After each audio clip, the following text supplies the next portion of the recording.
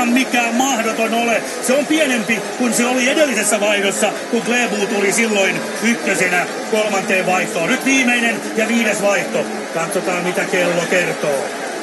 Kyllä siellä Iversenikään ei kovin varmana pysty tähän lähteä, että riippuu siitä, että paljonko painaa, että kyllä niillä norjalaisilla on ennenkin painanut, ettei tää mikään varmanakki ole. Ja Iivo on näyttänyt kyllä todella vahvalta edelliselläkin osuudella. Nyt alkaa jahti, lähtee heti vaihdosta. 5 sekuntia oli eroa Iverseniin. Nyt ei tarvitse enää säästellä. Nyt pitää iskeä kaikki se, mikä koneesta löytyy. Niskanen tulee tasatyönnöllä, tulee pitkälle tuoda tuplatunnelin nousua. Vaihtaa sitten vuorohiidolle Iversen. Ensikertalainen on kovassa paikassa. Kestääkö Vuonamaan mies paineen?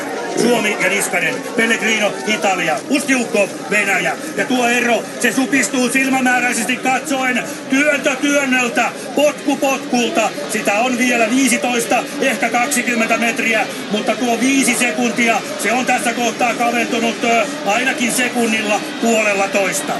Kyllä Iivon hiihtäminen nyt on niin kuin todella vahvan näköistä tuohon nousuun, että tuli pitkälle tasatyöntöön ja sitten yksi potkusta käytti vielä aika pitkään siihen, että ja katselee siellä missä Iverseni menee, että varmasti kertoo siitä, että voimia on vielä tehdä iskua tähän nousuun. Niskanen Suomi, Pellegrino Italia, Ustjukov Venäjä, Iversen pyrkii alta pois. Nyt ei saada pussiin. Niin. Ja sitten lähtee Niskanen kapealla haarakäynnillä. Pellegrino aika levottoman näköistä on meno. Niskanen karkaa nousun päällä Pellegrinolta.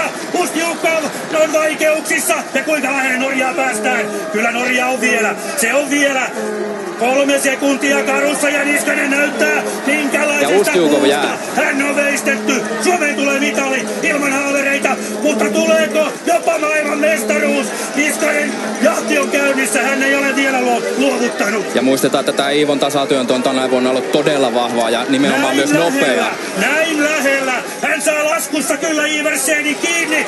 Viimeiset ratkaisut, ne jäävät Lahden hiihtostadionille, jossa 20 000 suomalaisfania odottaa. Ja ne odottaa toiveiden täyttymistä. Hyllyllä ero on enää 10 metriä. Ja se kaventuu koko ajan. Iivo tulee kantaa vielä tässä. Iversen pelokas katse taakse. Hän tietää, että hänet on syöty. Jos ei haavereita tule, väitän, että Niskanen kääntää tämän. Pääsee laskuun peesissä. Pellegrinokin nyt on hyvä etäisyys peesiin. Pellegrinokin on vielä iskuetäisyydellä. Niskanen liukuu. Voi päästä jopa liulla ohi. Tulee perään. Iversen sisälle. Katsoo. Sisälle menee Niskanen. Oi. Ei. Nyt ylös. Molemmat kaatuvat, mitalitaistelu on vielä jäljellä. Voi mahdoton sentään, mitä siinä tapahtuu. Ustjukov vastaan Pellegrino ratkaisevat maailmanmestaruuden. Ja Ustjukov ottaa toisen sellaisen 3. mitalinsa. Tämä ei ole totta.